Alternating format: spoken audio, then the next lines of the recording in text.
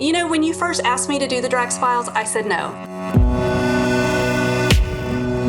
I have been going through a really difficult personal life the past few years, and I have used Second Life as a medium for expressing my frustration with my real world. Depression, my issues with my mother, my issues with my sister. It helped me get through those times, Drax, and I couldn't do that as my physical identity. My name in Second Life is Whiskey Monday.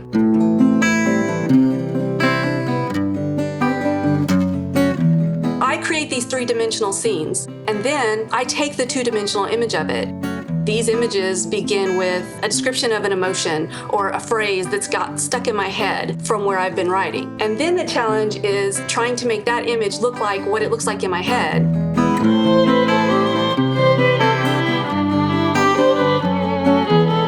I control the direction that the viewer sees this scene. I control the lighting, the shadows, the direction that I'm facing in the photograph.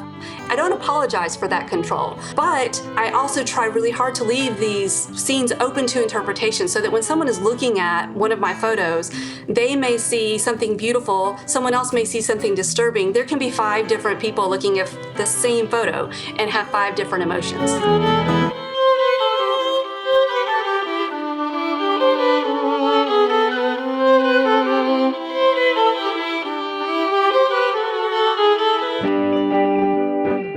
I'll tell you a secret, I'm terrible with Photoshop, so I work really hard to get that photo exactly the way I want it in world. Once I have the two-dimensional art, I delete the scene. It's gone.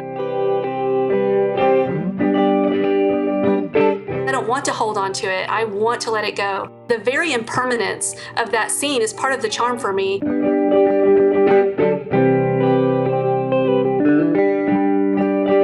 The beauty is that I am using other people's art to then create my art. I am purchasing their piece to use as a prop in my art. That's a symbiotic relationship. For me, that's part of what makes Second Life so wonderful. Because think about it this way, we are walking into a work of art created by the people who live there.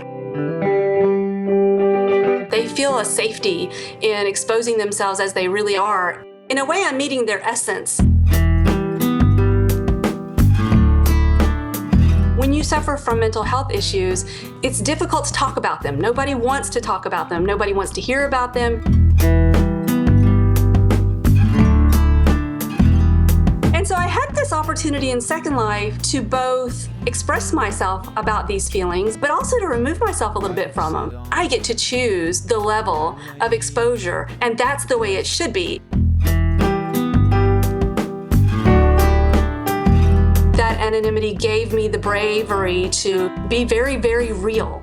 I had people approach me and say, I thought no one else felt this way. We both realized there are more of us out there who are going through this, and that felt really good.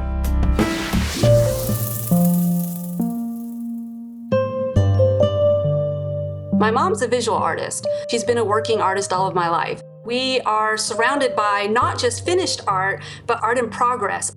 There's no stopping her. She's constantly going, constantly creating. She can't walk across the backyard without picking up a stick that has an interesting shape and bringing it back in and using it in something. She's phenomenal. The mother that I knew when I was a child and the mother that's here now that I'm caring for, they're 2 different people. Finding that reconciliation between those 2 people has been part of my struggle. My youngest daughter is studying art in college right now, and so she's also a visual artist. And it wasn't until I came back to Second Life in October that I kind of outed myself to everyone and showed them my work, showed them my artwork. My mom had never seen it, my kids had never seen it. And part of that was because I was going to have to explain the feelings behind it, and a lot of the feelings behind it involved them. And I didn't want to just kind of dump that on them. And so I kind of slowly outed Second Life to them. I kind of brought my computer out into the middle of the room, metaphorically.